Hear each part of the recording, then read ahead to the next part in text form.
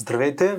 Отново сме в нашото подкаст студио, този път с Костадин Вълков, който е собственик и управител на агенция за недвижими имоти Sun Home BG, която е стартирала около почти година, но въпреки това е изключително успешна като агенция и той и неговия екип и всички, които той събира около себе си, изключително добре се справят като брокери на недвижими имоти.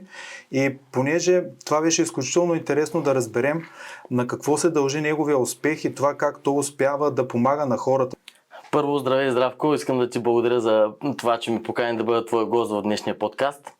С теб работим вече почти година и така от няколко месеца планираме да направим именно този подкаст, защото мисля, че ще дадем така полезна информация и за нас, и за вас като дигитална агенция.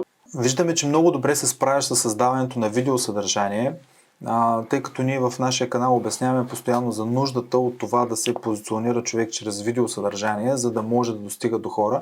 При теб се получи изключително успешно. Имаш вече над 1 милион гледания, сподели в разговор. Я разкажи точно как се случват като цифри, гледанията на видеята, този успех, който постигаш чрез видеосъдържание. Значи видеята са доста работещи в днешния пазар, в цялата дигитализация. Знаете, всеки е на телефоните, всеки е в Фейсбук и другите социални мрежи. Вече повечето хора не обичат да четат статии, обичат да гледат, да слушат.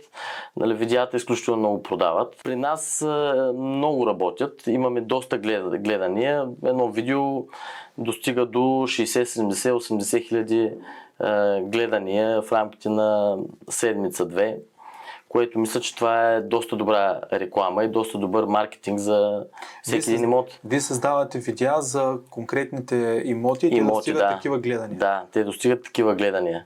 И мисля, че това е един от най-добрите инструменти за реклама. Това е чудесен начин за тези, които са собственици продавачи, да се възползват от агенцията ти, тъй като вие им създавате и рекламно видео. Не само обявата, в сайта, в софтуера, в порталите, но и създавате и видео към всяка една сделка. Точно така. Имаме случаи, в които имот, когато му направим видео и го позиционираме в интернет пространство, той се продава само след 2 дни.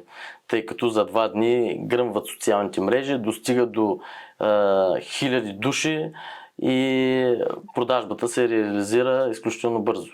Тоест, вие вече сте усвоили видеомаркетинга и това е един много голям плюс да работят хората с вас, тъй като избирайки вашата агенция, той си гарантира публикуване в портали, гарантира си представяне на няколко езика в сайта, гарантира си много гледания в социалните профили. Точно така е. Тоест пълно покритие, където е възможно да излезе неговата оферта, тя излиза. Точно така. И не само това, а и готови клиенти, тъй като ние вече работим и с голяма база клиенти, които клиенти са дали заявки към нас за някакъв вид имоти, било то къщи, апартаменти, парцели, селски имоти и са в стендбай, са в изчакване. И когато се появи даден имот на пазара, ние имаме клиенти, на които да го предложим този имот.